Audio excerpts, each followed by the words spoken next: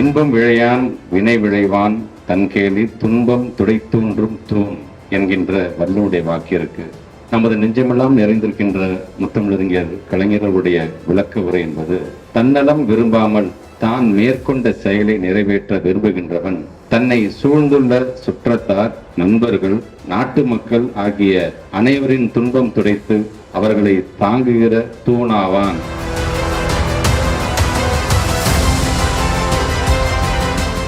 நம்முடைய தமிழ்நாட்டு முதலமைச்சர் பாணி என்பது திட்டத்தை அறிவிச்சுட்டு தொடர் கண்காணிப்புலேயே இருந்துட்டே இருப்பார். அது சரியாதான் போகுதா, இல்லை ஆரம்பிச்சா அந்த ஒரு நாள் மட்டும் நல்லா போச்சு அப்படிங்கிறது தொடர் கண்காணிப்புல இருப்பார். அப்படி அந்த தொடர் கண்காணிப்புல இருக்கும் பொழுது அவருக்கு அவரோட கருத்தை வலுப்படுத்தக்கூடிய அந்த பணியை செய்கிறது யாராக இருக்கிறார் என்று சொன்னா நம்முடைய மாண்பு துணை முதலமைச்சர் அவர்களாகத்தான் இருக்கிறார். அதனால்தான் இன்னைக்கு பல விதத்திலே அது பொருளாதார ரீதியாகவும், அது வேளாண் துறையாக இருந்தாலும், கல்வியாக இருந்தாலும், உயர்கல்வியாக இருந்தாலும், இப்படி எல்லா விதத்திலையும் ஒரு இடத்துக்கு நம்ம போயிட்டே இருக்கணும் அப்படின்னா நமக்கான அந்த ஊக்கத்தை தரக்கூடியவர்களாக யார் கூட இருந்து நமக்காக அந்த குரலை கொடுக்கிறார் என்று சொன்னால் நம்முடைய மாண்பு துணை முதலமைச்சர் அவர்களாகத்தான்.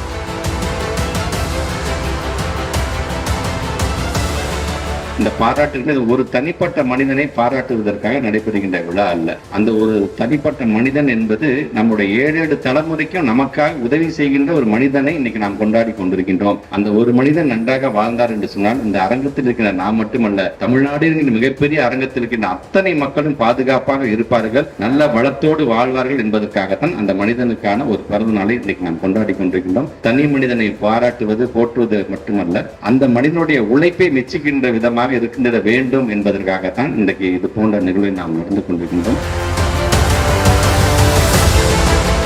தளபதி அவர்கள் சொன்னாரு, இந்த தமிழ்நாட்டிலே சிக்ஸர் அடிப்பது நாங்கள் மட்டும்தான் ஜெயிப்போம். நீ வேணா கிரிக்கெட் விளையாடலாம், அந்த ஓரமா விளையாண்டு போங்க, ஆனா ஜெயிக்க போற அணி நாங்கள் தான் என்று இன்றைக்கு மதுரையிலே மிக சிறப்பாக சொல்லுரைத்திருக்கிறார்.